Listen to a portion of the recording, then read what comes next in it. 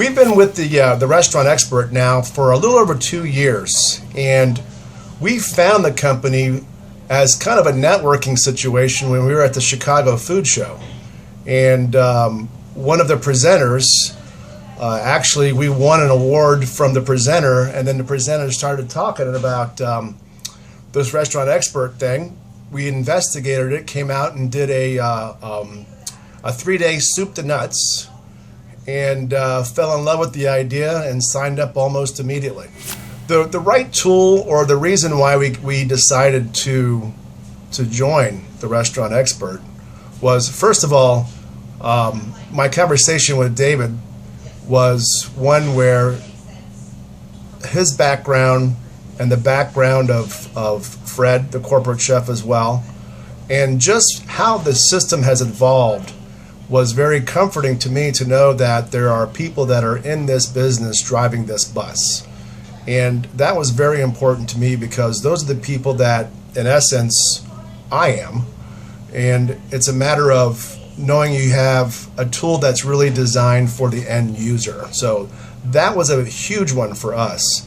The second part of that, I guess, would be now that we have spent some time going to Phoenix and experiencing some different workshops and seminars, and doing our due diligence of building our database, working with Fred especially on the P&L and designing budgets that coincide with what we're doing, the kind of work that we're doing in the SSP system.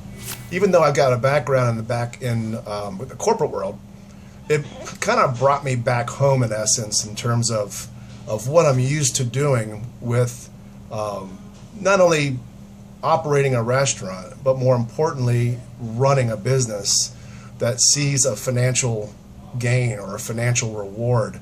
So operating through the Restaurant Expert taught me that, you know what, there's nothing like being the old dog and doing no new tricks. What I would tell other owners are, first of all, you want to do this because it makes financial sense. The investment versus the return on investment,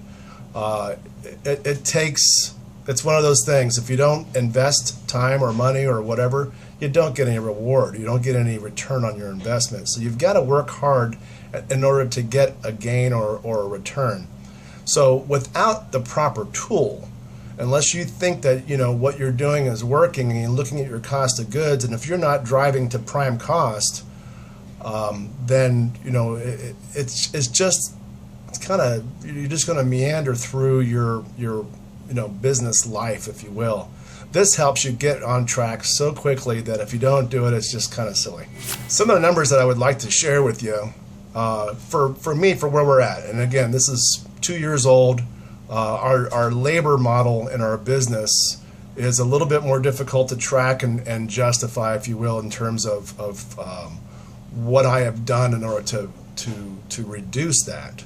But my cost of goods is the key, and we have taken our cost of goods that has been running in the 33 to 35% range.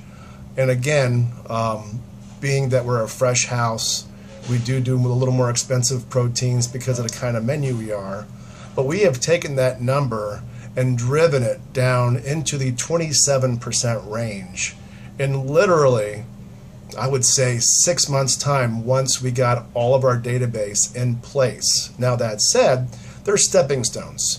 When you start looking at your daily purchase allotment, which is basically a declining budget, and if you can just focus in on that in itself drove my cost of goods down 2 points without even diving into the deeper layers like recipes, menu pricing, comparables in terms of what the kind of menu items you're selling that will drive costs even further down based on plate recipe costs.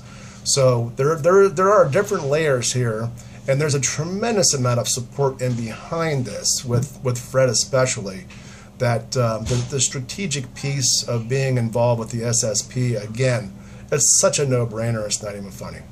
Typically when you look at what costs are involved, when I was speaking with David, the first question out of my mouth as a business owner would be, well, will it pay for itself? And the answer to the conversation we had afterwards is that it's not a matter of if it will pay for itself as much as how much money do you want to make.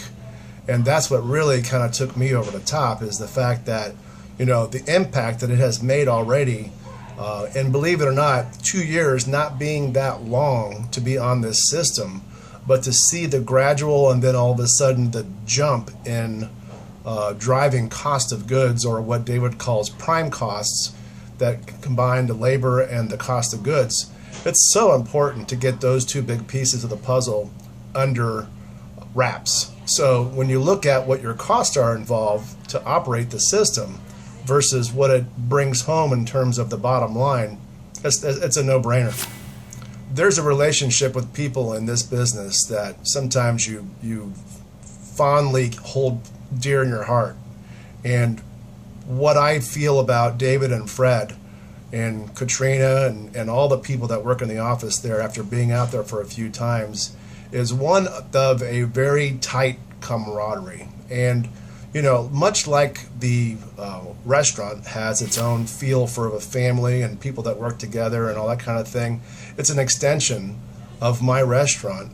I wish I could bring all my people there just so they can see and feel and experience, their passion for what they do. And it's no different than the passion I have putting into the plate of food, as much as what their passion is for helping other people and driving what they do.